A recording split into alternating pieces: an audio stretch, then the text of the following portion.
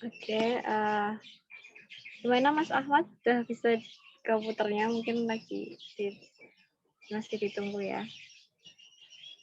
Mungkin bisa share musik-musik admin yang lain.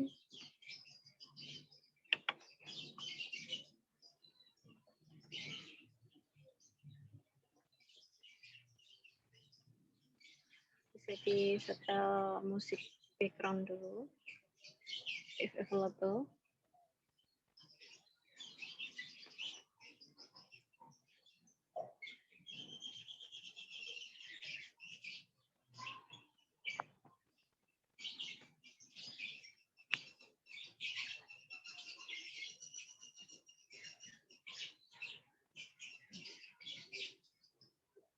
Teman-teman yang belum on cam silahkan on cam ya biar seru gitu, biar kelihatan ramenya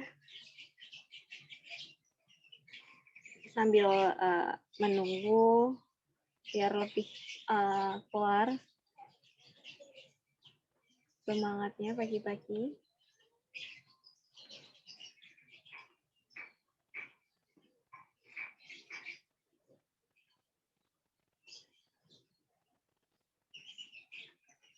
Halo. Halo semuanya.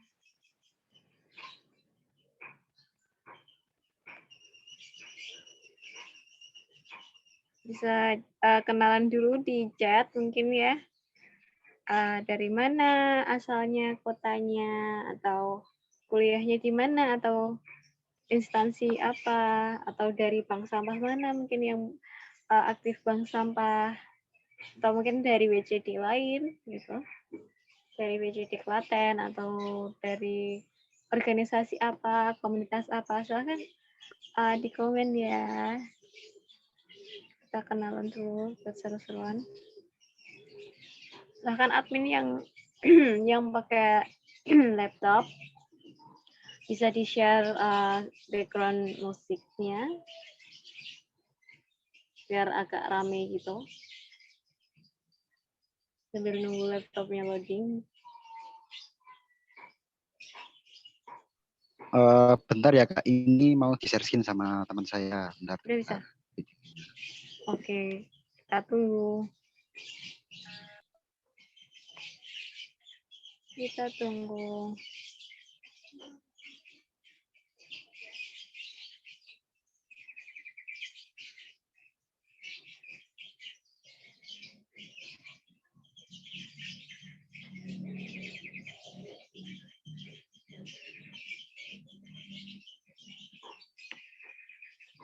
Kita tunggu.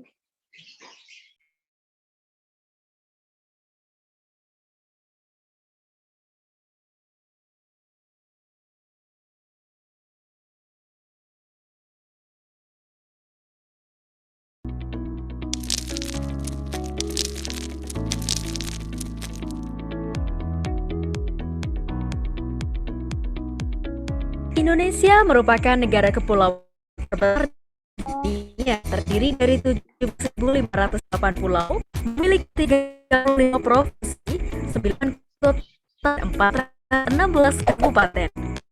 Indonesia merupakan negara berkembang. Pembangunan setiap hari semakin bertambah dan diikuti populasi yang semakin meningkat.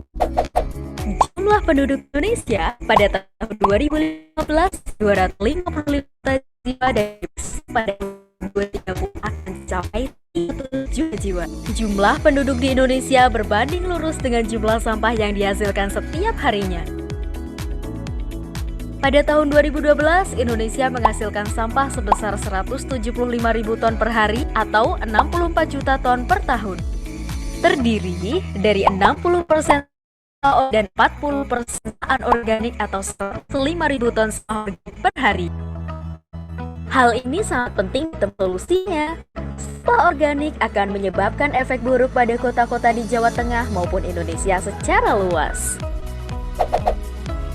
Sampah-sampah organik yang meningkat ini membuat kami berpikir akan pentingnya mencari solusi yang efektif dan efisien untuk mengatasinya. Sekarang, S-Fly hadir untuk memecahkan masalah ini dengan metode yang jauh lebih baik untuk pengelolaan sampah organik.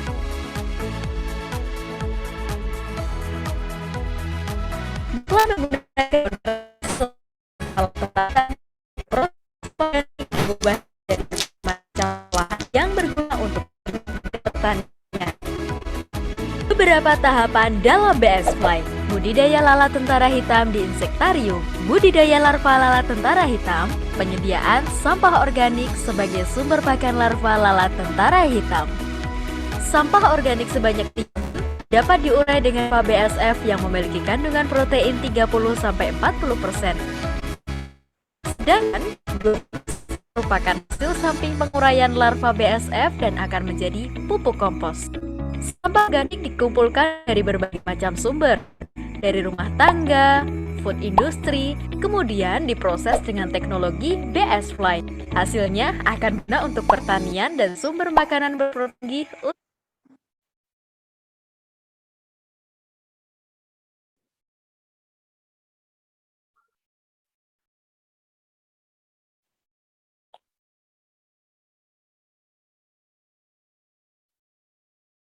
Oke. Apa mau diulang? Kayaknya tadi terputus ya. Terputus ya tadi ya. Mohon maaf misalnya nanti videonya saya putar di akhir ini, saya masuk materi dulu aja ya. Oke. Saya yang dimatiin dulu. Berarti pause nih.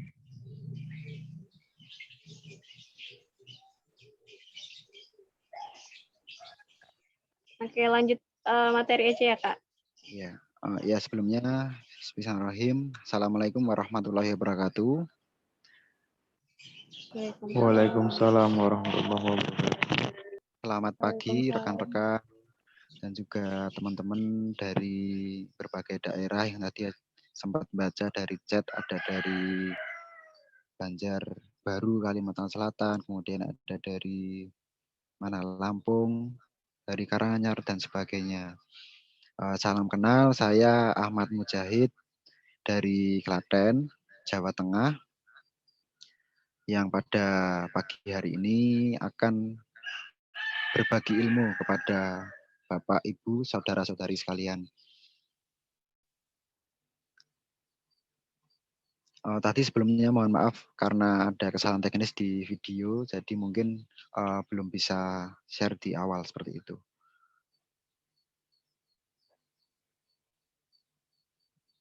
Ini suara saya terdengar jelas ya, Bapak, Ibu, dan saudara-saudari? Jelas. Jelas ya? Baik. Jelas, Kak.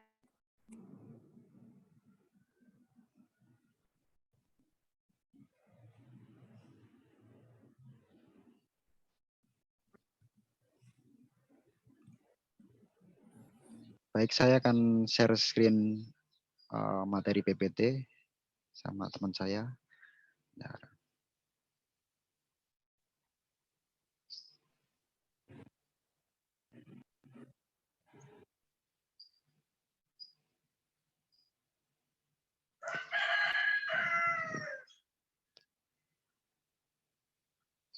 udah nampak?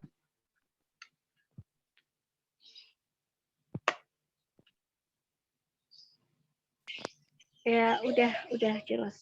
Udah nampak. Ya. Tapi sekarang kok punya aku itu? Ya, Pak. Ya, saya mulai. Pada kesempatan kali ini saya akan berbagi sesuai dengan topik dari WJD Surakarta, yaitu sampah jadi berkah atau biokonversi sampah organik dengan larva BASF atau maggot. Ya baik Bapak, nanti akan kami share untuk semua materi dan juga bahan-bahannya di grup WA seperti itu. Untuk yang di Zoom ini akan saya coba utarakan hal-hal yang saya ketahui tentang biokonversi sampah organik. Next. Nah, sebelumnya kami dari BSF yaitu bidang pengelolaan sampah, pelatihan, dan juga produk dari larva BSF atau maggot seperti itu. Itu ilustrasi kegiatan-kegiatan yang kami laksanakan. Next. Nah, kita berangkat dari sebuah permasalahan. Kenapa kok WC di Surakarta mengangkat topik ini, dan juga saya melihat topik dari maggot atau biokonversi larva ini cukup populer di kurang lebih 3-5 tahun terakhir ini di Indonesia. Sehingga ada apa dengan sampah organik seperti itu? Yang pertama, sampah organik dapat menjadi masalah bagi lingkungan jika tidak diolah dengan benar. Hal ini sudah nampaknya bagi kita, bahwasanya sampah organik yang tiap hari kita buang turut menyumbang tumpuan-tumpuan, timbunan-timbunan sampah, baik dari di tempat sampah kita, kemudian dibawa oleh truk-truk pengangkut sampah, kemudian dibawa lagi sampai ke TPA, dan hingga menggunung di TPA setempat seperti itu. Yang kedua, sampah nasional kita sudah mencapai 64 juta ton per tahun. 60% diantaranya adalah sampah organik, berdasarkan data dari Kementerian Lingkungan Hidup dan Kehutanan tahun 2018. Kemudian yang pengelolaan sampah organik dengan pengomposan membutuhkan waktu yang cukup lama. Teknologi pengelolaan sampah organik ini sebenarnya banyak variannya. Nah, salah satunya adalah pengomposan dan juga biokonversi, ada juga insinerator, dan lain-lain. Nah, dalam hal ini, saya akan membagikan tentang biokonversi larva BSF yang menurut pandangan saya cukup bisa memecahkan masalah sampah anorganik seperti ini. Kemudian informasi biokonversi atau pengelolaan sampah dengan maggot itu sudah cukup menyebar di kalangan masyarakat. Namun secara penerapan belum banyak diketahui. Nah, oleh sebab itu kenapa webinar ini dilaksanakan, di antaranya adalah untuk membagikan kepada masyarakat tentang ilmu biokonversi larva BSF.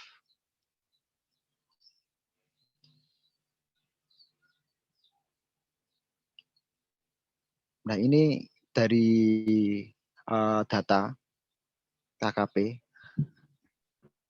Kementerian Kelautan dan Perikanan tahun 2019, tantangan kita adalah sumber protein yang sampai saat ini masih impor, yakni tepung ikan 10 juta ton per tahun atau dikonversi nilai mata uang 248 triliun per tahun.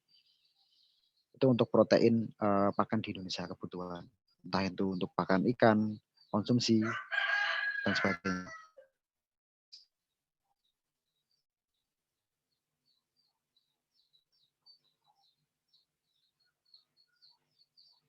Nah, ini adalah solusi yang dari BS Fly gunakan, yaitu dengan larva BSF atau Black Soldier Fly, atau bahasa Indonesianya itu lalat tentara hitam, untuk sampah organik. Bedanya apa? Yang pertama adalah proses pengomposan 3 kali lebih cepat dari pengomposan seperti pada umumnya, yang mana rata-rata sampai 14 minggu. Tapi dengan larva ini bisa hanya cukup 2 minggu, itu bisa mengurai sampah organik sebanyak yang dibutuhkan. Kemudian produksi gas metana lebih rendah. Kemudian mempunyai harga jual yang tinggi. Di kami juga mengolah produk dari larva BSF ini. Kemudian mendukung SDGs atau Sustainable Development Goals, yang mana salah satunya adalah perubahan iklim dan juga lingkungan yang berkelanjutan.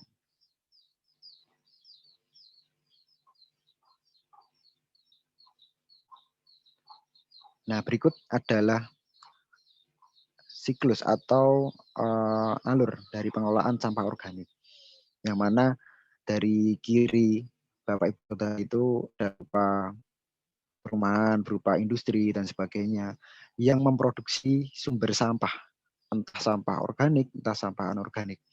Kemudian kita juga mengetahui setiap hari ada pengangkutan truk-truk sampah kemudian dibawa ke TPS atau TPA.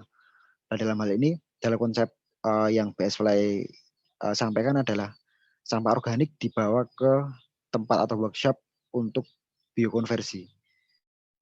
Nah, di situ kemudian diolah, dipilah, kemudian dibuat bubur, dan juga diberi pakan ke maggot BSF.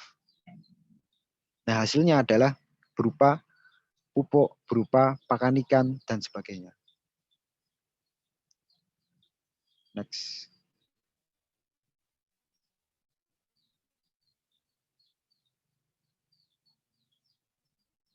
Nah, untuk detail alur proses kerja berikut. Yang pertama, sampah organik datang, kemudian ada pemilahan antara organik dan anorganik, kemudian ada pencacahan agar lembut untuk sampah organiknya, kemudian ada proses biokonversi. Jadi sampah organik ini menjadi pakan dari maggot itu sendiri, yang kemudian dikonversi atau diurai dari maggot. Dalam waktu 24 jam itu bisa langsung menjadi terial pupuk atau dinamakan kasgot. Kemudian dalam 11 hari panennya ada dua, panen berupa maggot atau larva itu sendiri, kemudian panen berupa pupuk organik yang sebelumnya sampah yang diurai seperti itu. Nah, produknya di antara lain ada pupuk, kemudian untuk pakan ikan, untuk unggas, untuk pupuk organiknya untuk kebun, untuk buah dan sayur, dan juga indukan dari larva. Next.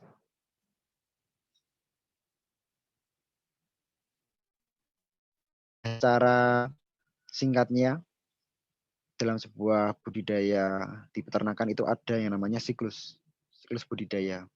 Dalam hal ini siklus budidaya larva BSF kurang lebih 40 sampai 44 hari.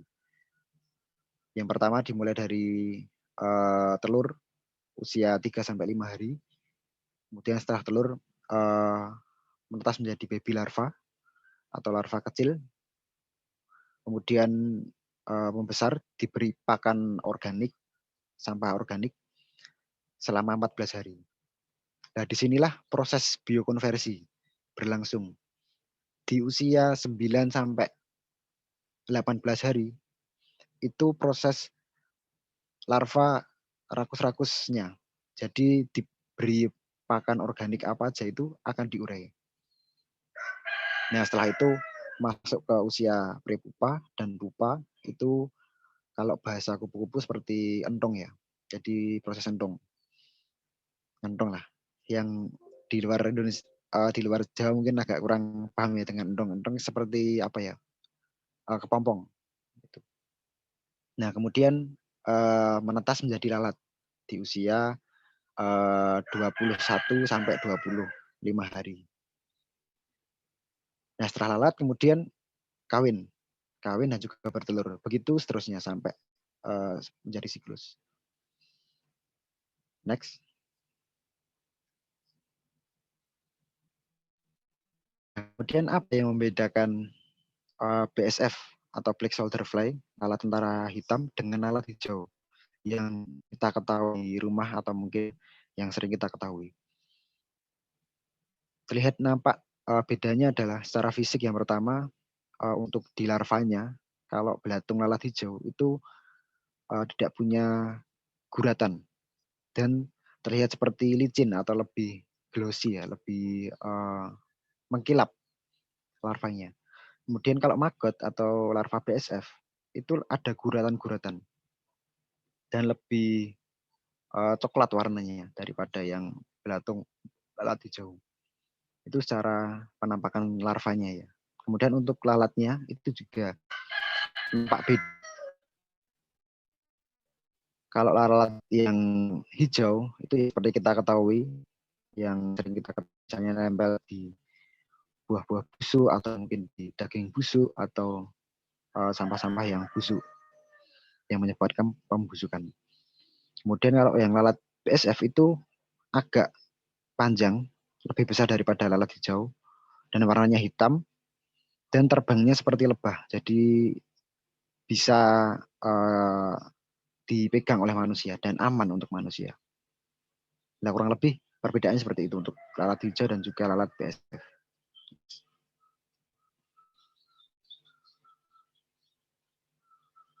Nah, ini untuk tadi kan siklusnya ya. Ini detail bagaimana sih kemudian cara budidaya maggot. Gitu. Nah, ini kita masuk ke poin pentingnya. Yang pertama adalah lalat kawin atau mating ya. Kawin jantan dan betina dengan posisi kawin seperti gambar itu, mating. Kemudian lalat akan bertelur di tempat telur yang sudah disediakan. Kemudian panen telur. Kemudian penetasan telur di media yang sudah disiapkan. Nanti akan saya jelaskan medianya seperti apa. Lanjut.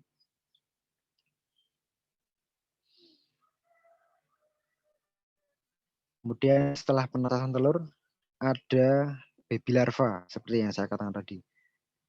Kurang lebih ukurannya 1 mili, kecil sekali. Bahkan kurang dari 1 mili, ya. Kecil sekali. Itu sampai usia 5 hari, baru ditambahi sampah organik.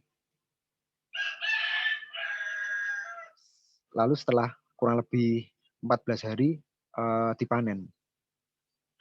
Dipisahkan antara kasgot atau sampah yang sudah terurai dengan maggotnya. Next. Kemudian prepupa atau pupa yang saya katakan tadi, itu disimpan dalam sebuah tempat untuk dijadikan sebuah induan agar siklusnya bisa berlanjut lagi. Next.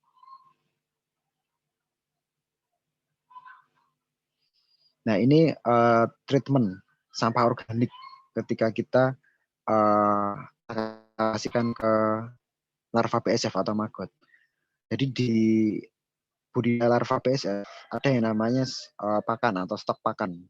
Nah, untuk menjaga agar tiap hari ada pakan untuk maggot, maka sampah organik tersebut setelah melalui pencacahan itu dimasukkan dalam tong-tong atau dalam ember-ember atau dalam tempat yang itu tertutup rapat. Lebih baik lagi difermentasi agar tidak terjadi pembusukan. Seperti itu. Next.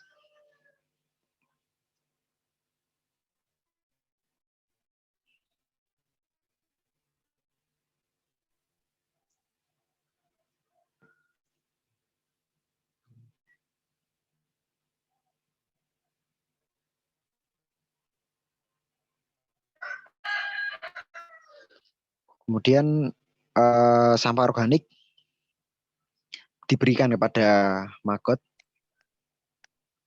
di usia 5 hari, misalnya telur diberikan 1 gram, maka kurang lebih 1 kilo per harinya. Dalam artian semakin usianya semakin menambah, maka akan semakin bertambah pemberian pakan maggot di sampah. Next.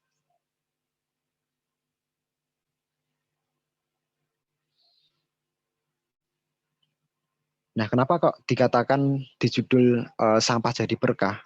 Karena pertumbuhan atau bertambahnya angka kelahiran, maka juga bertambah juga potensi sampah organik. Kita lihat dari negara kita di Indonesia ada sekitar 14.182 pasar tradisional. Kemudian ada sekitar 500 lebih kota dan kabupaten, yang mana terdapat 28.000 lebih hotel, dan juga 410 industri makanan. Di mana dari data KLHK, 60% diantaranya dari keempat tempat tersebut menghasilkan sampah organik dengan total 64 juta ton. Gampangannya, mudahnya saja sekitar kita bisa mengakses sampah organik yang penumpukan atau mungkin di rumah tangga, skala rumah tangga, itu juga sisa-sisa makanan yang tiap hari kita makan itu menumpuk begitu saja jika tidak diolah atau dimanfaatkan dengan baik. Makanya sampah akan jadi berkah ketika kita bisa olah, dan larva BSF ini adalah salah satu solusi untuk menjadikan sampah tersebut menjadi berkah. Next.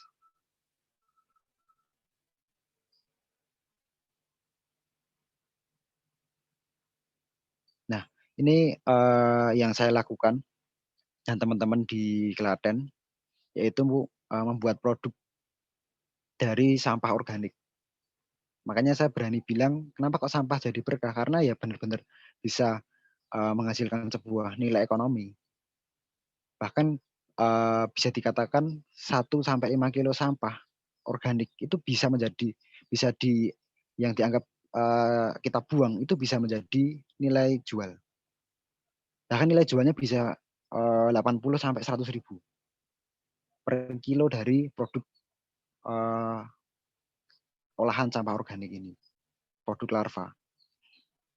Antaranya ada maggot hidup, itu untuk pakan ikan lele, kemudian ikan nila, ikan patin, kemudian unggas, dan sebagainya.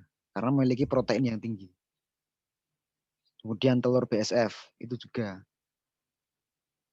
Kemudian ada maggot kering untuk hobis atau penghobi, seperti hobi burung murai, burung jalak. Kemudian ada ikan hias, ikan predator, yang mana hobi ini tidak akan larut oleh waktu atau kondisi ya. Kemudian ada probiotik, dekomposer, ada pupuk organik cair, pupuk organik padat, dan sebagainya. Sehingga banyak produk yang dihasilkan yang sebelumnya kita anggap sebagai hal yang barangkali tidak ada nilai manfaatnya gitu. Next. Bahkan dalam skala pengembangan bisa menjadi sebuah produk yang lebih banyak variannya. Di antaranya adalah tepung maggot. Tepung maggot ini memiliki protein yang hampir setara dengan tepung ikan. Seperti yang saya sampaikan di awal tadi, bahwa negara kita masih impor tepung ikan. Nah, tepung maggot ini menjadi salah satu alternatif atau salah satu pengganti dari tepung ikan. Yang mana kita bisa memproduksi sendiri dalam negeri, dan kita bisa memberdayakan sampah-sampah organik tersebut menjadi sebuah hal yang bernilai jual tinggi. Kemudian ada juga minyak maggot. Kemudian ada produk kesehatan, dibuat sabun. Kemudian ada aromaterapi, sabun cair, dan sebagainya. Bahkan di Korea itu digunakan untuk bahan kosmetik, salah satu bagian dari maggot itu sendiri. Nah, inilah maka larva atau maggot BSF ini menjadi sebuah hal yang layak untuk dijadikan sebuah apa ya namanya ya, percobaan di sebuah masyarakat gitu. Next.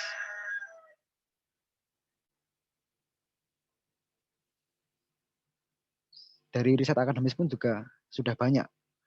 Kalau teman-teman atau Bapak Ibu Saudara yang sudah di bidang akademis tentu akan tahu bahwa jurnal-jurnal itu juga sudah banyak yang menerbitkan tentang kajian tentang maggot, aplikasi maggot kepada unggas, kepada ikan, dan juga sebagainya. Kandungan maggot itu seperti apa, dan sebagainya. Next.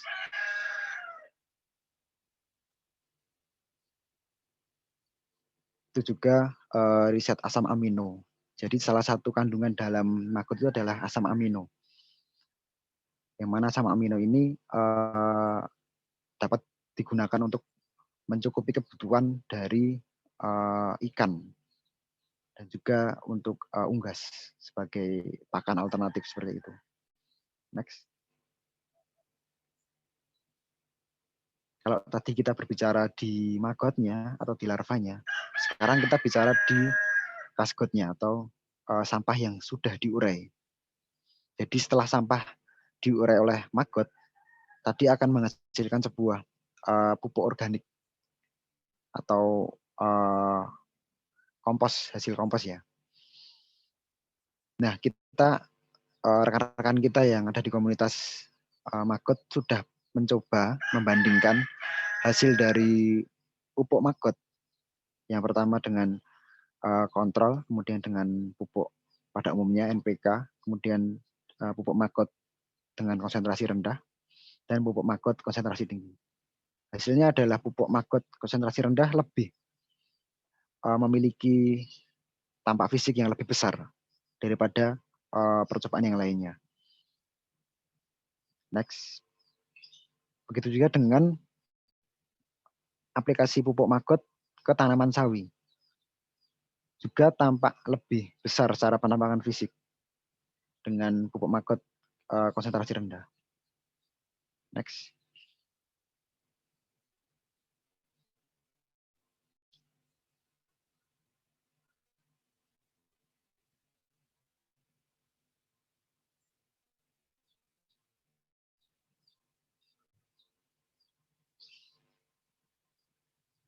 Kemudian untuk jagung juga. Di jagung pada minggu ke-7, pupuk maggot konsentrasi rendah memiliki keunggulan, yakni batang lebih tinggi dan juga daun lebih panjang daripada pupuk NPK atau pupuk maggot dengan konsentrasi tinggi seperti itu. Next.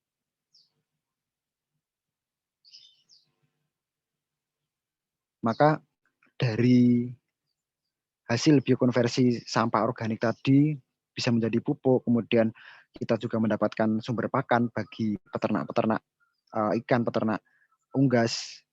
Inilah disebut sebagai circular ekonomi yang berkelanjutan, yang mana layanan pengelolaan sampah terpadu, kemudian adanya dari petani, dari peternak, dan sebagainya, itu akan berputar. Jadi dari pasar tradisional, kemudian akan dikelola oleh biokonversi larva, kemudian biokonversi larva menghasilkan produk untuk ke peternakan, ke perikanan, kemudian peternakan perikanan menjual ke pasar tradisional menghasilkan sampah masuk lagi ke biokonversi larva, begitu seterusnya. Dan setiap lini itu akan menghasilkan sebuah nilai ekonomi. Next. Kurang lebih itu materi untuk pengantar ya yang dapat kami sampaikan. Berikut media-media dari PS Play di Instagram, di website, di Twitter, dan sebagainya. Dan nanti misalnya Bapak, Ibu, Saudara-saudari ingin lanjut untuk berhubungan dengan kami, bisa menghubungi satu media yang ada atau tertera tersebut. Baik, mungkin saya kembalikan kepada moderator, pada Kak Murni untuk melanjutkan sesi berikutnya, yaitu sesi tanya-jawab. Terima kasih.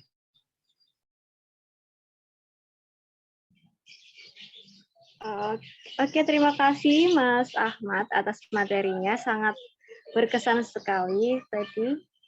Kemudian untuk sesi selanjutnya adalah sesi tanya jawab kepada para peserta. Kita ambil 3 peserta dulu. Silahkan bisa raise hand dulu, lalu open mic.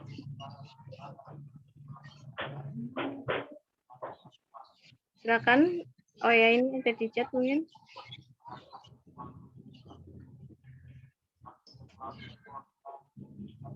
Ini langsung dijawab saja atau kita tunggu yang lain? Oh iya, langsung saja nggak apa, Kak?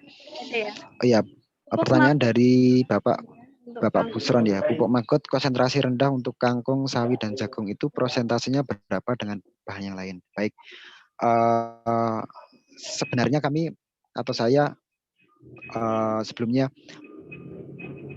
bukan dari latar belakang dari pertanian, jadi yang mencoba itu adalah salah satu teman atau rekan di komunitas BSF atau maggot di seluruh Indonesia. Itu adalah hasil riset mereka-mereka yang sudah pernah di-upload seperti itu. Dan nanti jika Bapak Busron berkenan untuk mengetahui, maka nanti akan saya hubungkan dengan orang yang sudah meriset atau mencoba dari kaskut tersebut gitu. Karena kalau saya sendiri fokusnya adalah di bagian pengolahannya, jadi pengolahan larva sendiri, seperti membuat produk maggot kering, kemudian tepung maggot, dan juga larva BSF-nya seperti itu. Untuk di pupuknya itu kurang begitu mendalami, karena ada teman yang juga udah mendalami dan juga kita belum mendalami itu. Sehingga begitu untuk Pak Busron. Oke, jadi mungkin nanti bisa ikuti sesi WhatsApp gitu kalau ingin tambah-tambah ilmu yang lain mungkin bisa disampaikan. Iya, kalau bisa. Insya Allah nanti jadi setelah acara WhatsApp-nya ya. Ya, setelah acara akan ada grup.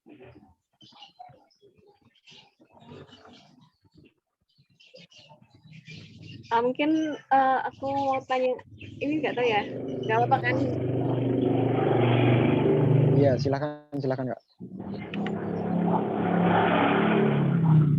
Kita udah punya produk nih. Nah, cara marketingnya gimana ya Kak? Kan kalau kita punya produk, kalau nggak lakukan juga teman-teman sekali gitu. Nah, biasanya pupuk-pupuk atau semua kan tadi macam-macam ya, bisa jadi kosmetik, pakan lele, pakan apa. Nah itu biasanya gimana Kak untuk distribusi atau marketingnya gitu? Atau ada? Iya, baik. Baik, pertanyaan yang bagus sekali Kak. Jadi maggot ya, seperti yang saya sampaikan awal, tren maggot ini 3-5 tahun ini sangat meningkat sekali.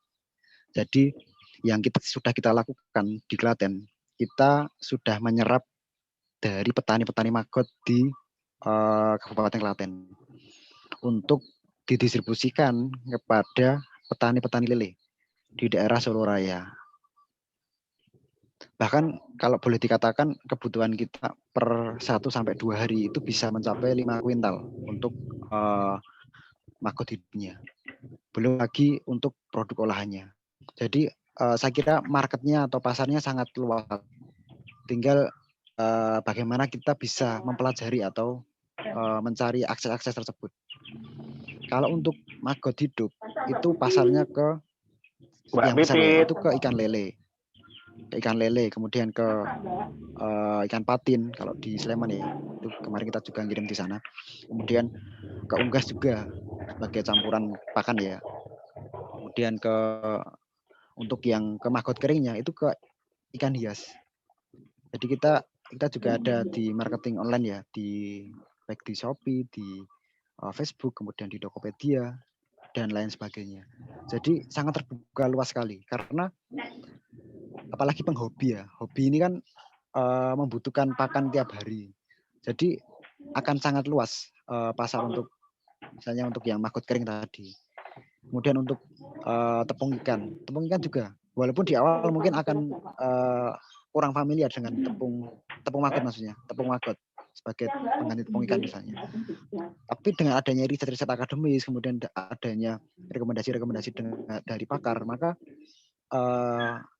masyarakat akan tahu dan akan mencoba dan akan merasakan hasilnya. Oh, ada perbedaan dengan maggot, dengan tepung ikan dan sebagainya. Bahkan petani lele yang kita suplai dengan kebutuhan maggot itu bilang bahwa maggot ini bisa menurunkan biaya kos pakan.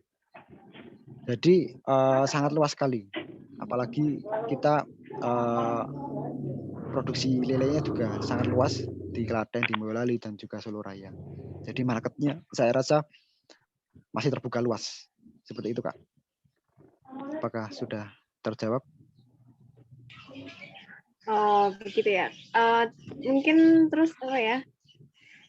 Apakah ada komunitas itu, kira-kira komunitas BSF ini mencangkup wilayah mana aja? Apakah cuma di Klaten seperti itu? Mungkin kalau yang dari Solo gimana Kak?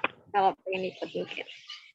Iya, itu pertanyaan yang bagus. Jadi komunitas ini sangat terbuka sekali di media sosial, apalagi kalau kita beruntung ya hidup di era modern, hidup di era 4.0 di mana akses untuk kita belajar, akses untuk Ini kita gara-gara PPKM ya. terhubung dengan Kudune tatap muka dari Zoom. mohon di mute dulu ya. Lagi untuk separuh pedot. Sinyal lelek banget ya. Mohon di mute. Baik, saya lanjutkan. Untuk komunitas, kalau di Klaten itu sudah ada yang namanya Forum Komunikasi Mago Klaten. Untuk di seluruh Indonesia juga ada, banyak sekali.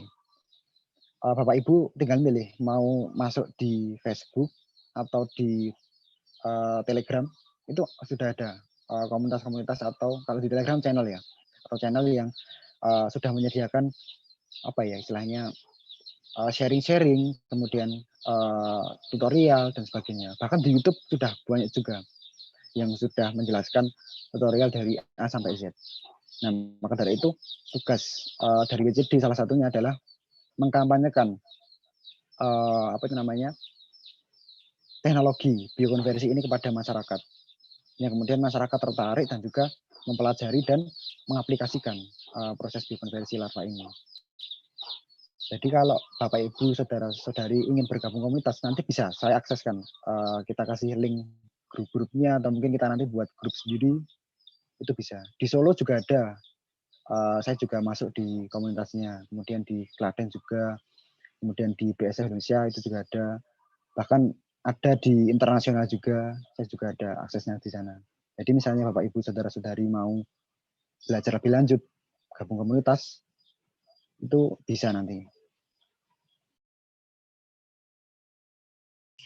Oh, berarti ini komunitasnya kayak bersambung-sambung gitu, tapi ada juga yang dari daerah gitu.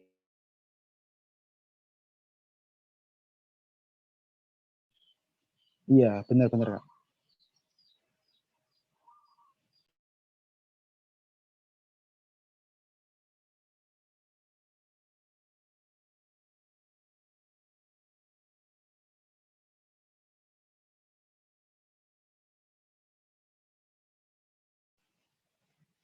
Halo, Kakak putus? Ya, Kak ya. Oke, ini ada lagi di chat, Kak. Ada yang Oh ya, ini. siap-siap. Mohon dibantu step by step pengelolaan sampah untuk budidaya makot ini sebagai pertimbangan saya dari BUMDes yang mengelola sampah. Ya nanti gimana, Kak? Oh ya, Bapak Amin. Bapak Amin, kalau boleh tahu dari mana ya, BUMDes mana asalnya? Mungkin bisa open mic untuk kita sharing, Bapak Amin. Halo, selamat pagi. Selamat pagi, Bapak Amin. Jadi saya dari BUMDes Singapuran, Pak Kartosura. Singapuran Kartosuro. Oh iya. Jadi, Saya juga kan ada teman juga yang. Iya ya, silakan Bapak. Saya kan baru awal ini sama teman-teman ini mengelola BUMDes. Kemudian untuk proyek pertama itu kan pengelolaan sampah lah. Mungkin sampai pada akhir-akhir ini memang kami kewalahan dalam hal pengangkutan sampah dari TPS ke pembuangan yang di poolnya gitu. Jadi kami memang berniat untuk berbudidaya ini karena bisa mengurangi volume sampah yang menumpuk gitu mungkin Pak. Jadi bisa dibantu nanti step by step-nya seperti apa. Jadi nanti ke depan kita bisa sharing atau bisa follow up. Jadi biar sampah bisa teratasi gitu. Terima kasih. Baik, siap. Terima kasih Pak Amin Nur Azhari dari BUMDes Singapuran Kartosuro ya. Ya, alhamdulillah kita kemarin-kemarin juga mendampingi salah satu BUMDes juga di daerah Sleman, namanya BUMDes Remboko. Itu juga budidaya maggot BSF, tapi untuk pakan ikan. Kemudian juga ada BUMDes di daerah Kemuning juga. Jadi alhamdulillah kita sudah melakukan pendampingan juga. Nah, insya Allah nanti misalnya Bapak Amin berencana seperti yang Bapak Amin sampaikan, nanti akan kita bantu untuk seperti apa step-step dan juga bagaimana pengelolaan sampah organik di sekitar lingkungan Singapuran. nanti bisa berhubungan lebih lanjut Pak Amin. Terima kasih. Oke, terima kasih, Nji. Kami Terima tunggu kasih. nanti kami sinergi dulu dengan yang lain. Jadi ke depan nanti bisa lebih detail, kita bisa membicarakannya lebih jelas lagi gitu. Terima kasih Bapak. Siap. Oke, itu tadi pertanyaannya. Silakan yang lain kalau masih penasaran atau tanya-tanya yang lain bisa tanya ke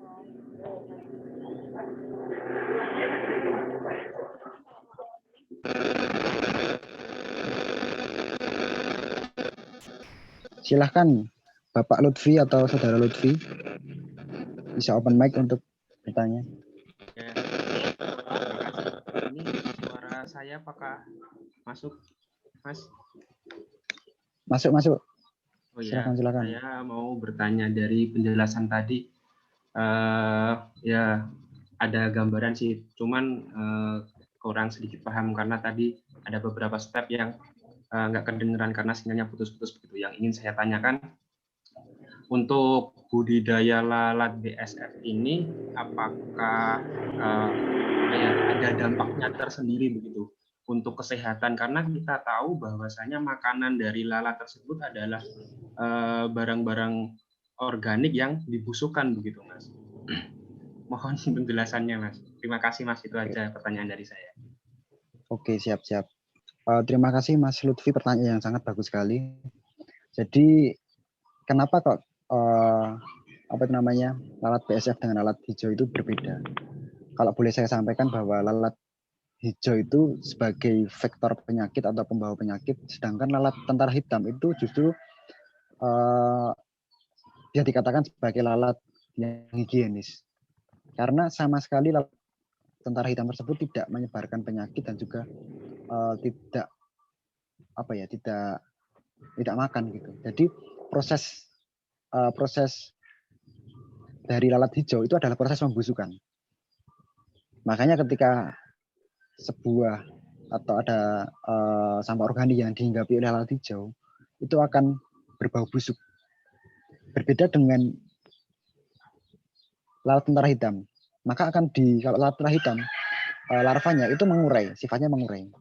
Jadi pertanyaannya adalah, ada nggak Mas dampak dari kesehatan? Saya sudah hampir 2 tahun ini bergelut di larva BSF dan juga teman-teman juga. Anda ada kesehatan dan sebagainya. Justru malah menjadikan lingkungan sekitar itu menjadi bersih. Karena apa? Karena sampah-sampah organik yang sudah terbuang itu langsung kita kelola.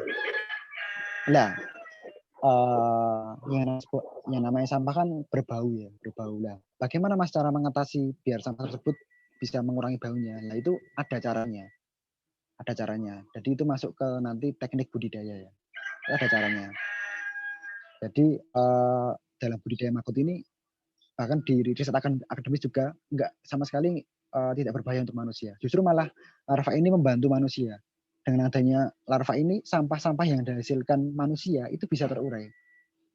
Nah, luar biasanya karunia Tuhan itu adalah, jadi Tuhan menciptakan hewan kecil yang kita anggap jijik, yang kita takut ya, tapi dia justru bermanfaat. Mereka justru bermanfaat untuk kita, untuk mengurai sampah organik kita gitu. Dan justru menghasilkan sebuah solusi juga bahwa sampah itu bisa menjadi sebuah nilai ekonomi seperti itu. Mungkin seperti itu. Oke, Baik, tadi. Mas. Terima kasih, Mas. Siap.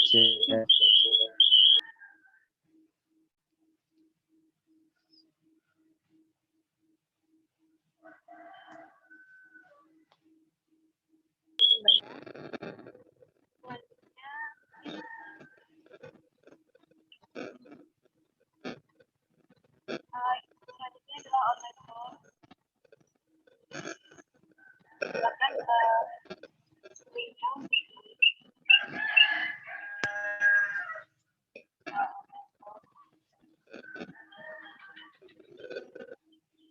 Baik, ini suaranya putus-putus, punya saya atau punya Kak Murni ya? punya Kak Murni. Oh iya iya. Oh iya, berarti saya masuk aja ya. Ya, Terus, Kak. ya sebenarnya sesi selanjutnya ini adalah apa ya? Mohon di-mute dari yang Bentar. oke, siap. Saya lanjutkan ya. Jadi sebenarnya untuk sesi selanjutnya adalah online tour ke Omah Limbah di Desa Gempol. Nah, namun pada sesi ini saya apa ya?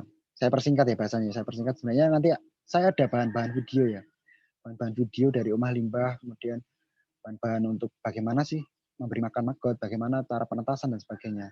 Cuma ini untuk memutar video untuk ini agak kendala. Mungkin nanti akan saya share linknya aja, saya upload di YouTube dan saya share di YouTube seperti itu. Karena mungkin takutnya nanti kalau nggak tersampaikan karena sinyalnya entah dari saya atau dari teman-teman yang barangkali nggak terjelas seperti itu. Nah, nanti akan saya share di situ langsung setelah acara ini selesai, biar nanti teman-teman bisa memutar ulang dan juga bisa mencermati dengan baik seperti itu. Mungkin untuk sesi online tournya seperti itu, Kak. Saya ganti di mengirim link YouTube ya nanti ya, biar nanti lebih efisien juga.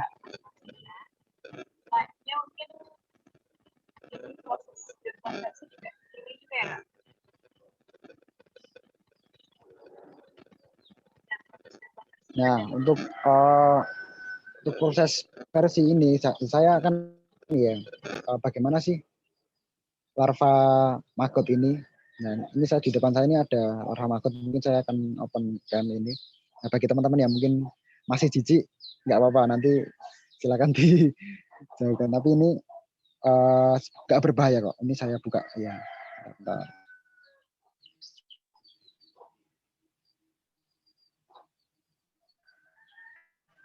Terlihat jelas ya?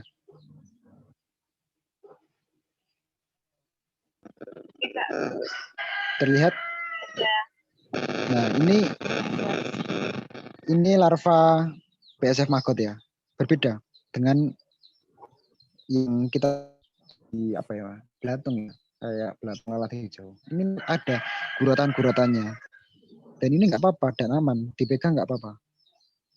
Dan tidak menimbulkan bau. Karena dia punya apa ya dalam biologinya itu punya senyawa untuk netralisir vektor-vektor penyakit. Jadi justru ini membawa penyakit. Jadi katakan kesebalikan dengan lalat hijau. Lalat hijau justru membawa penyakit, tapi ini enggak. Jadi ini justru malah membantu manusia.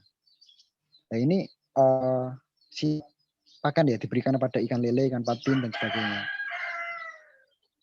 Nah ini misalnya saya kasih sampah organik ini dari pisang ya, kulit pisang saya kasihkan. Dan nanti akan diurai. Kita lihat cara mengurainya. Dia sifatnya koloni ya, jadi bergerombol untuk mengurai.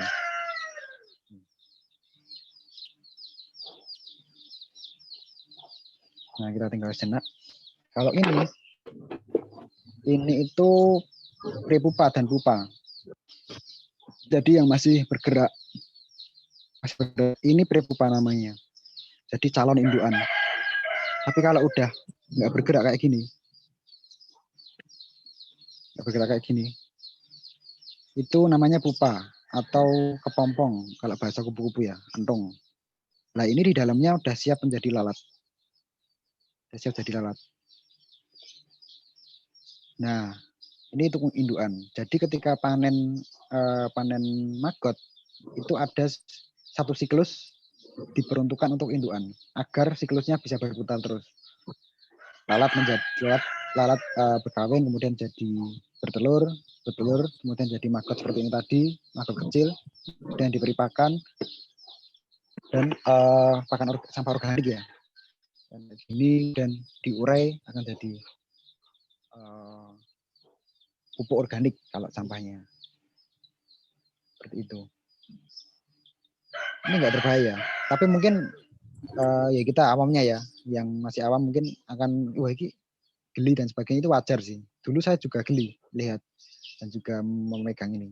Tapi ketika tahu manfaatnya dan tahu ini nggak berbahaya, ini Apa? tapi jadi Itu enggak udah berani lagi enggak gitu. lembab ya Kak? Enggak kayak apa ular pada umumnya. Enggak, ini enggak lembab. Kan lembab, basah, bau gitu ya. Enggak. Kalau ini enggak kayak kering gitu ya. Enggak. Kering ya. Nah, itu ada caranya lagi nanti Kak. Bagaimana itu masuknya ke teknik budidaya. Oh, ada Bagaimana caranya lagi. teknik budidaya maggot agar tidak Supaya berbau, tangannya agar supaya bersih gitu. ya agar tidak lembab dan sebagainya itu ada. Semua ada teknik budidayanya. Nah, ini cara makanya. Dia langsung menyerbu ya bahasanya. Makanya dinamakan tentara itu tepat sekali karena makanya kayak tentara menyerbu apa yang ada di hidupnya gitu. Serbu. Mungkin dalam waktu kurang dari 30 menit bahkan 10 menit itu udah akan sedikit terurai gitu ya. Apalagi kalau pakannya udah dibuat bubur atau dibuat udah dicacah ya, itu akan lebih cepat lagi. Nah, kalau di depan itu ada kandang lalatnya ya. Kandang lalat apa namanya? Untuk indukan. Jadi indukan tadi yang udah diam, udah jadi kepompong, lalu dimasukkan ke kandang lalat. Kebetulan kandang lalatnya masih kosong karena masa budaya. Jadi cocok sekali misalnya Bapak Ibu ingin budidaya maggot, di depannya ada apa itu namanya? Ikan lele misalnya. Itu sangat cocok sekali. Dan itu bisa mengurangi pakan gitu.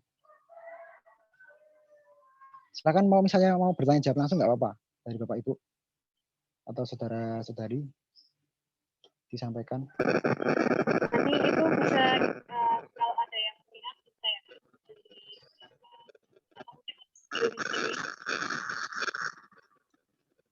Kurang kedengar Kak Murni suaranya. Oh my god. Oh ya. Ada suara Apakah misal ada yang mau beli itu gimana Kak? Harganya berapa atau mau dikasih tahu sekarang kalau nanti pas itu kalau ada yang minat pengen budidaya. ya. Kalau untuk maggot sendiri, maggot yang siap panen ini ya, ini pasarannya di Klaten ini 6.000 sampai 7.000 per kilo. Rata-rata segitu, 6.000 sampai 7.000 per kilo. Nah itu untuk makan ya, untuk makan ikan, untuk entah apapun lah. Pokoknya selama dia membutuhkan protein, itu akan bisa diberi pakan maggot ini.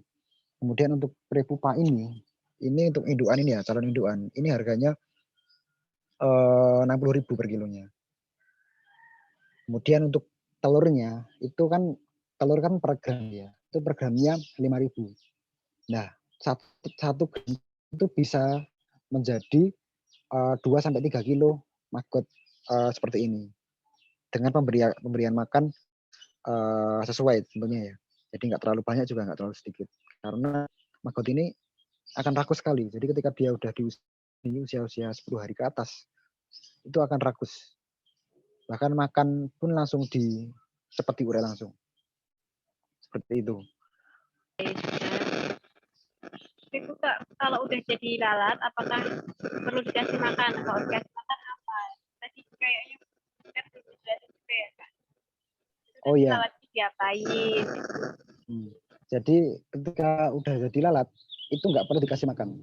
Jadi nanti lalatnya akan ditaruh di insektarium namanya ya. Kebetulan ini pas nggak ada lalatnya ya. Tapi kandangnya seperti ini, kandang lalatnya. Kandang lalatnya kurang lebih seperti depan itu.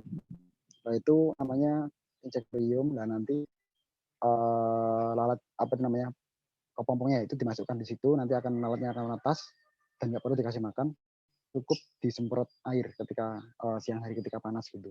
Karena ini akan berkawin ketika suhunya itu sekitar lembab 40 sampai 60%. Jadi perlu kelembapan air. Dan atapnya itu nggak boleh ketutup full, tapi diberi transparan seperti UV atau fiber ya, agar terkena cahaya matahari. Nah itu untuk lalat ya, jadi nggak perlu dikasih pakan tapi disemprot.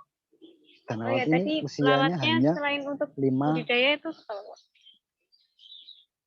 Nah, lalatnya ketika udah mati itu bisa untuk jadi pakan pitik. Makanya di sini banyak sekali ayam ya. Karena tahu di sini itu tempat produksi pakan gitu. Jadi seperti itu. Jadi lalatnya nggak dibiarkan terbang bebas tapi di tangkar ya bahasanya, di insektarium namanya atau rearing house. Jadi lalatnya nanti akan Jadi nggak terbang bebas tapi di situ terus ya Kak? Benar. Oh. Nanti kalau mati bisa dijadikan pakan ayam. Benar. Pas hidupnya memang khusus untuk jadi apa, indukan atau gimana kalau yang hidupnya? Pas hidup itu juga bisa. Pas hidup itu bisa juga untuk jadi pakan juga. Tapi kalau untuk yang hitam ini, yang hitam ini kan kulitnya udah agak tebal ya. Tebal. Ini nggak rekomen untuk pakai indukan. Jadi kulit dia itu udah tebal. Karena dia udah berganti kulit ini, ganti kulitnya ini. Nah ini kan ganti kulit dan dia akan jadi hitam. Nah ini bukan untuk pakan, tapi untuk indukan dijadikan alat biar dia bisa kawin gitu. Itu tadi kan makanannya apa harus organik? Karena kan ada kan kayak larva eating plastik itu kan ada kayak aku lihat juga. Tapi ini beda ya Kak? Apakah ini cuma bisa dari atau yang lain bisa nggak? Oke. Nah ini hanya bisa mengurai sampah organik. Nah sampah organiknya pantangannya pakan maggot ini adalah jangan sampai terkena kimia, bahan-bahan kimia terlalu banyak. Nanti dia bisa semaput atau bahkan bisa mati ya. Karena dia sensitif dengan bahan-bahan kimia. Berarti apa ya? Apa aja boleh tapi asalkan organik. Organik dan asalkan organiknya itu enggak besar. Jadi kita benar-benar pilah sampah gitu ya. Dan manfaatkan. Terus kalau untuk pasar organiknya apakah bisa di pasar-pasar buah gitu Kak? Biasanya gimana? Oh iya. Untuk organiknya itu kan organik itu kan seperti yang saya sampaikan tadi ya. Sumber sampah organik itu ada di pertama pasar tradisional ya. Kemudian ada di hotel dan restoran atau rumah makan. Kemudian ada di TPA atau TPS ya. Nah, setiap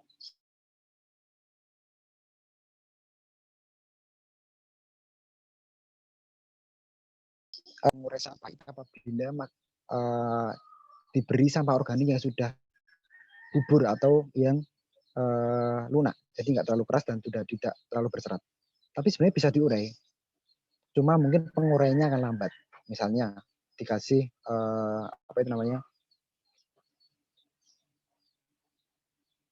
serat ya, yang berserat misalnya kulit pisang seperti ini, itu bisa diurai tapi agak lambat. Beda dengan misalnya dikasih sisa nasi atau mungkin sisa ayam atau mungkin sisa apapun lah yang nggak berserat dan juga terlalu keras, itu bisa diurai cepat. Tapi kalau berserat kayak gini itu agak lama. Nah, tinggal bagaimana kita mengkategorisasikan pakannya gitu. Kalau skalanya di rumah tangga itu kan hanya mengurai sampah-sampah sisa makanan ya, misalnya nasi atau mungkin sayur-sayuran dan sebagainya, yang itu udah lunak, udah dimasak kan, jadi lebih cepat diurai oleh maggot ini seperti itu. Jadi sampah makanan yang sering kita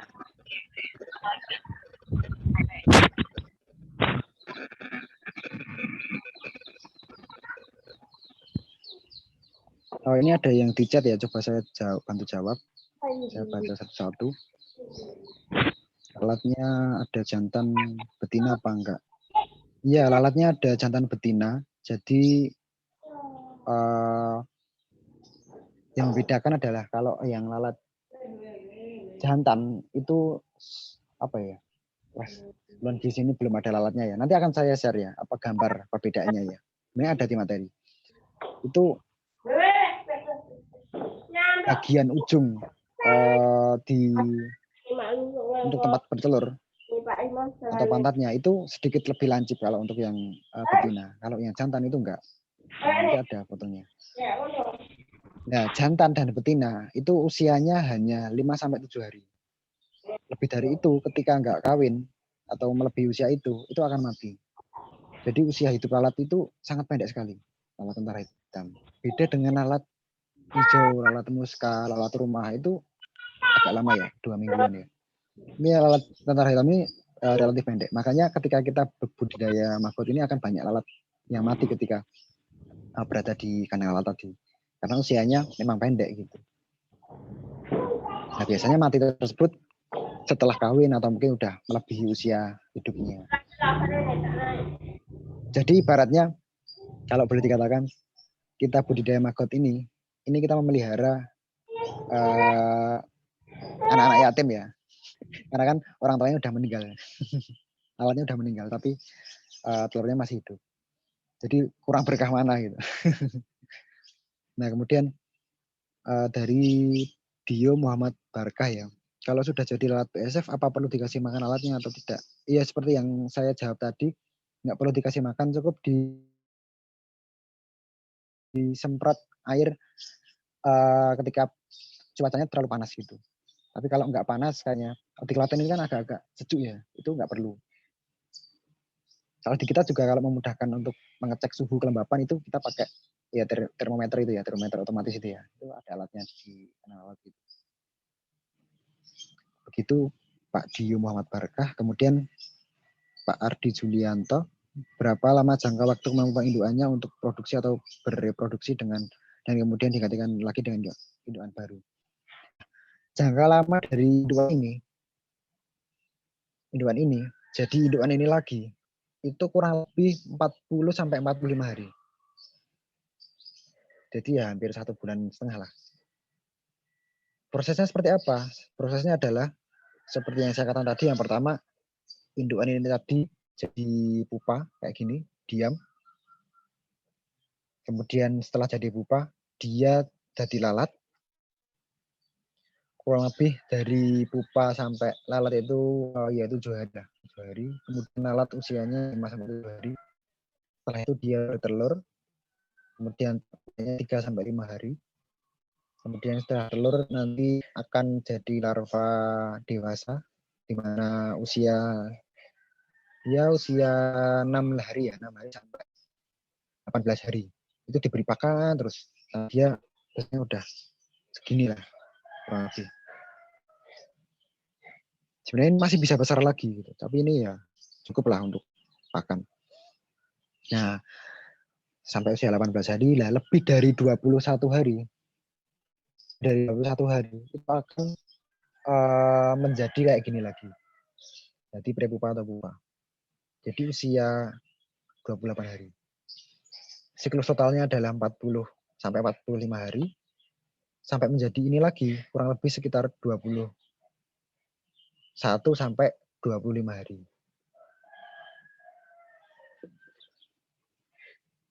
Begitu Pak Julianto ya.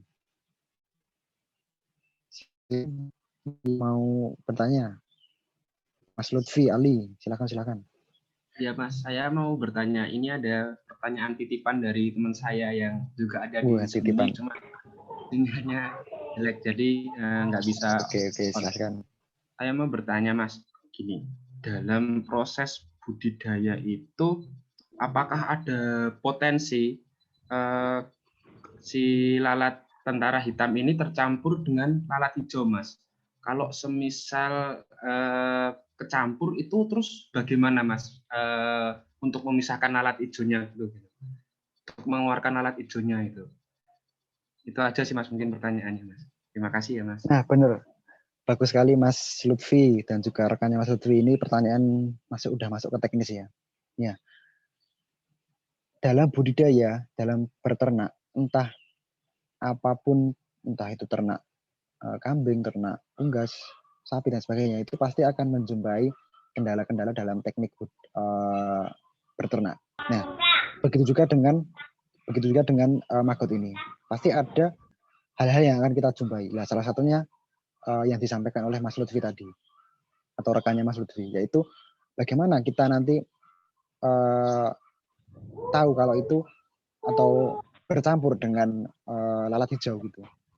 Yang sudah kita lakukan itu juga beberapa seperti itu. Namun yang perlu kita ketahui adalah maggot ini, seperti yang saya sampaikan tadi, itu mempunyai senyawa ya. Entah ya bahasa biologisnya apa. Senyawa itu digunakan untuk maggot itu menetralisir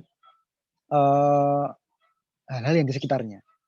Sehingga sekalipun tercampur dengan belatung hijau, lalat hijau, tidak apa-apa.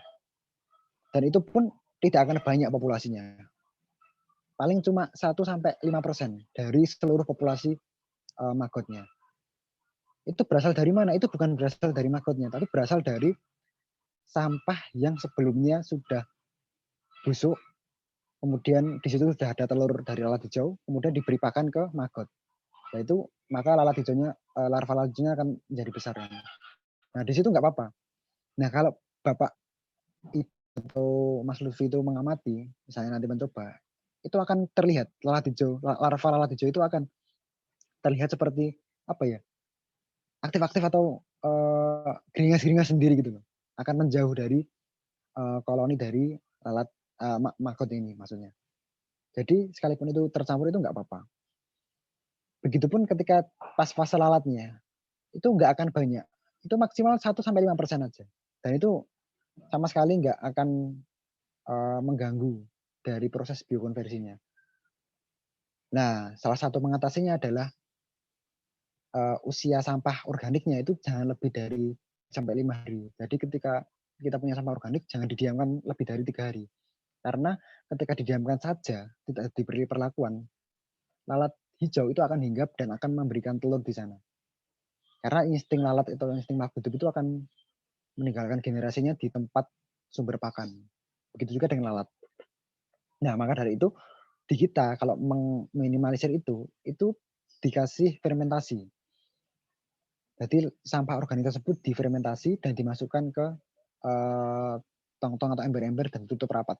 Seperti yang dalam materi itu tadi ya, ada tong-tong itu ya. Itu fungsinya adalah stok pakan.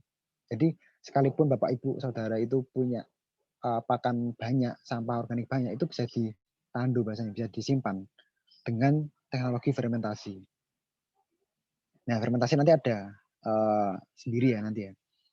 Jadi fermentasi itu tidak akan mendekat lalat hijau itu, karena lalat hijau itu sangat sensitif, bukan sensitif ya, sangat anti terhadap bau fermentasi atau apa ya, senyawa fermentasi. Beda dengan lalat BSF, itu akan senang dengan fermentasi.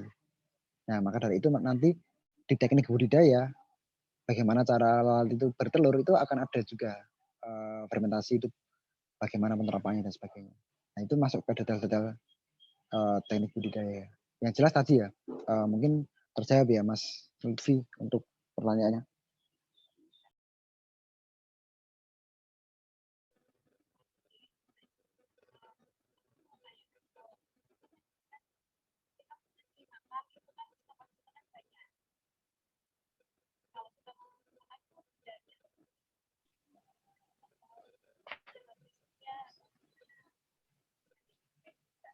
Saya kembalikan kepada Kak Murni mungkin, barangkali kalau ada pertanyaan lagi atau ada sharing lagi silakan. Ini enggak masuk ke suara saya. Masuk. Oh ya, tadi aku ini mau tanya, kalau mau ngasih makan itu apakah ada jedanya? Tapi kalau terlalu banyak makanan, nanti apa ada efeknya? Atau kalau kelamaan nggak kasih makan, apa ada efeknya kayak gitu? Nanti kan kalau sampahnya banyak kan kita pengen ngasih terus kan pastinya. Itu berapa menit atau berapa jam untuk jeda memberi makan? Oke, siap. Itu udah masuk ke teknik budidaya juga ya. Jadi untuk pemberian pakan maggot itu ada ya seperti makhluk hidup pada umumnya ya. Ada aturan mainnya gitu. Seperti manusia lah. Manusia kan kalau kelebihan itu juga nggak baik, kalau kurang juga kurang baik kan. Nah, seperti ini kalau kita pemberian makan itu sehari sekali jadi atau kalau lalatnya asam ya,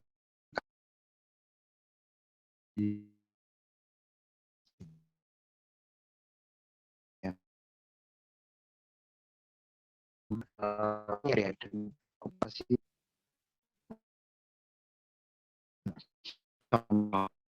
satu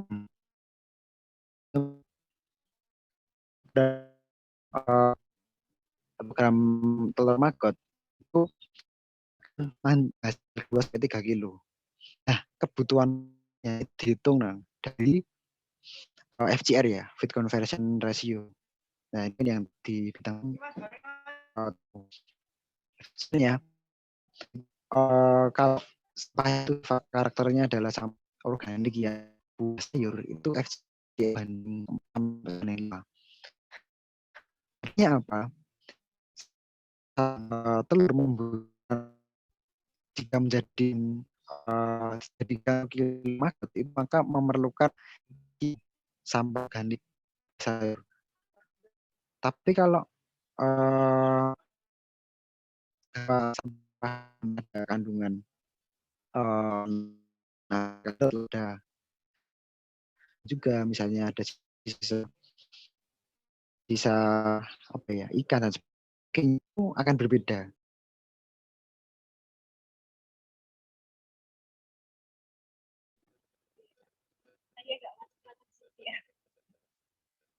Oke, tadi ada yang tanya lagi Kak.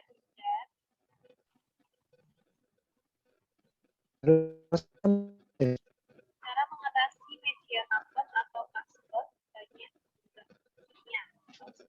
halo cek belum ini Halo? Halo, halo. Dari aku Kak dengar nih Kak? Halo? Suaranya udah masuk Kak? Halo? tadi suara saya mana ya? Kak Ahmad putus-putus tadi. Udah masuk? Sekarang udah masuk. Putus. Sampai mana tadi ya? Udah sampai mana coba? Ini ada pertanyaan Kak di chat. Oke. Ya, bagaimana cara mengatasi Coba media yang ada guremnya?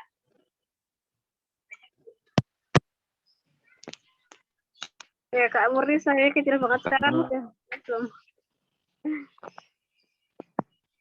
Coba diulang Kak pertanyaannya apa tadi Kak? Saya kurang terdengar. Soalnya di chat bilang sendiri nih. Ya, bagaimana cara mengatasi media maggot yang banyak semut atau guremnya? Bagaimana Kak? Kalau banyak semut? Ya itu yang namanya budidaya ada hamanya ya. Yang jelas hama untuk budidaya maggot ini adalah salah satunya ya. Saya jelaskan. Yang pertama ada tikus, kemudian ada burung sama semut. Nah, kalau tikus itu biasanya menyerang prepupa atau pupa. Kemudian satu lagi laba-laba ya. Kemudian kalau laba-laba itu menyerang lalatnya. Biasanya laba-laba membuat sarang di kandang lalat, kemudian lalat nggak bisa terbang karena terjebak jaring laba-laba. Kemudian burung sama semut itu biasanya di biopon atau di tempat biokonversinya. Nah itu kalau kita mengatasinya kalau semut itu pakai kapur semut itu atau mungkin medianya jangan terlalu basah banget, jangan terlalu basah karena itu basah itu nanti akan mengundang yaitu makhluk hidup lain. Jadi salah satu caranya biar nggak terlalu basah digemburkan. Bisa dengan pakai ampas kelapa yang kering tuh, sisa ampas kelapa kering itu, nah itu akan bisa mengemburkan. Atau dengan katul, itu bisa mengemburkan media. Jadi biar nggak lengket, biar nggak semut juga nggak mendekat gitu. Dan biasanya semut itu mendekat ketika masih usia larva ya, usia larva kecil ya. Jadi dia udah besar itu semut nggak akan kuat gitu maksudnya ngangkat maggotnya gitu. Itu salah satunya dengan cara itu. Begitu Kak.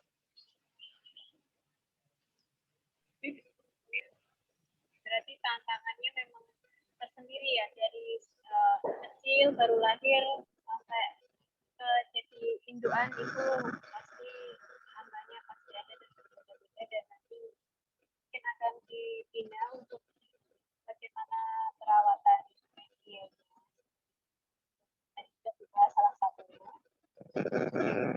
suaranya enggak terjadi. jelas. Udah, tadi Iya, udah nangkep suara saya. saya jelas. Udah jelas. Jadi emang Oke, setiap baik. fase dalam siklus budidaya maggot ini memang ada pantangan ya.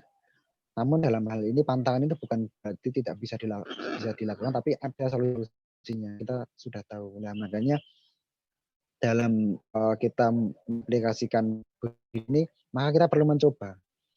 Kalau kita hanya kayak apa ya, mendengarkan Zoom seperti ini, webinar seperti ini, ya akan abstrak aja. Jadi nggak akan tahu seperti apa sih nanti di lapangannya gitu. Kadang yang saya sampaikan itu belum tentu juga terjadi di lapangan, dan juga yang terjadi di lapangan belum tentu juga saya sampaikan semua di sini. Seperti itu mungkin Kak. Jadi kita tinggal Ya. list aja Jadi, antisipasinya. Gitu. Untuk teknisnya bisa dan yang ini yang budidaya di rumah, mungkin kan lumayan ya Kak, bisa mengurai sampah makanan dan sampah-sampah yang membusuk, sampah membusuk itu lebih baik kita olah, karena kalau sampahnya bisa kalau sampahnya terlalu banyak yang membusuk, maka akan terjadi seperti insiden atau yang TPA mana yang bisa meledak sampai satu tahun. Bahaya banget ya Kak. Mungkin ada yang mau open mic, ini sudah jam 11.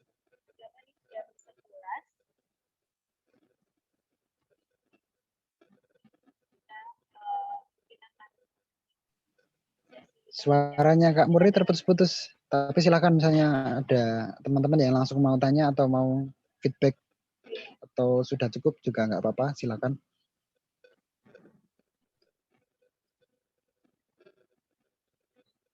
Mungkin gimana Kak?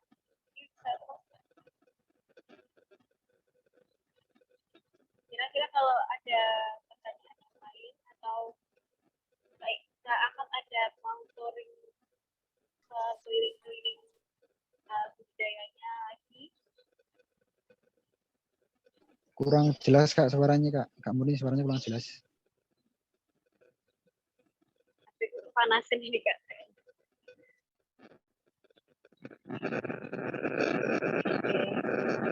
Silakan mungkin saya tutup atau ada pertanyaan lain atau mungkin dari Kak Ahmad sendiri. Ini HP saya terlalu banyak ini ya, panas.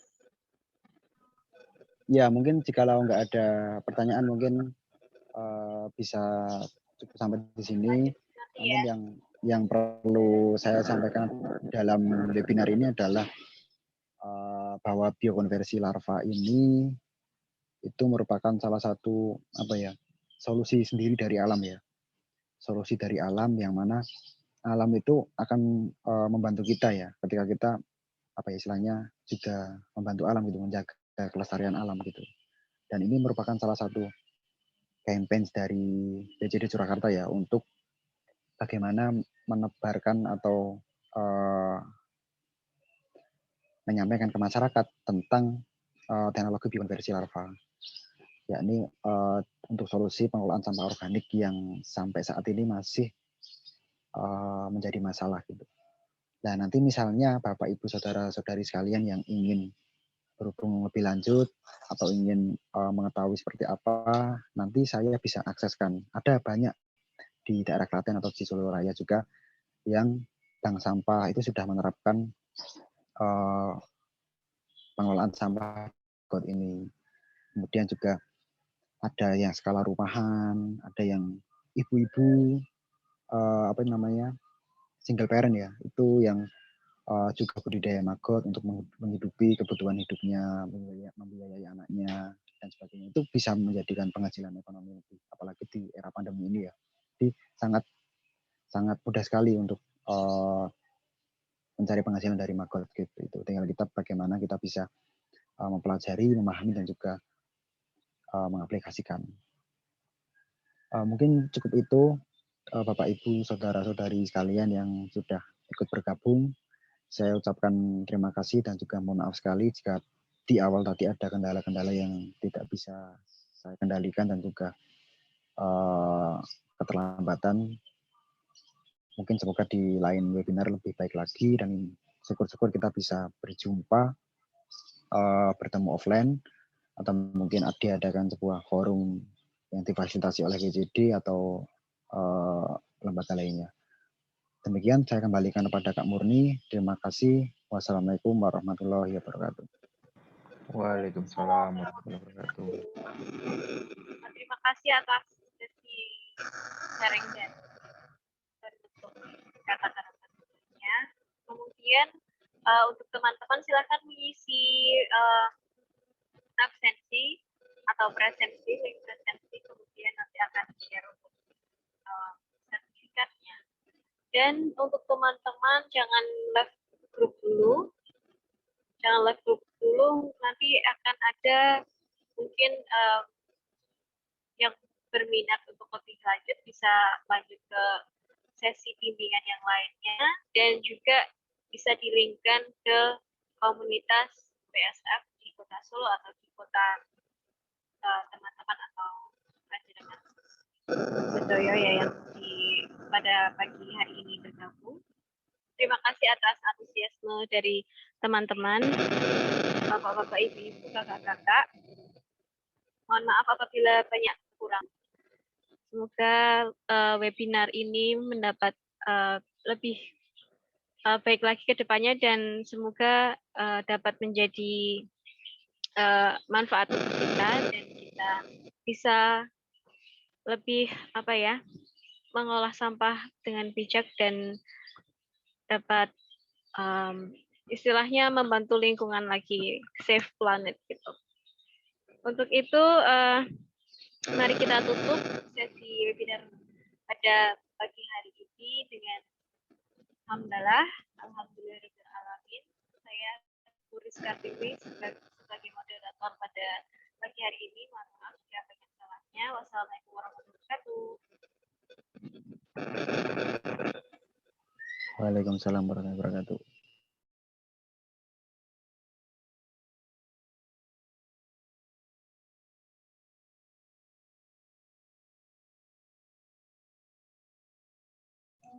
Waalaikumsalam warahmatullahi wabarakatuh.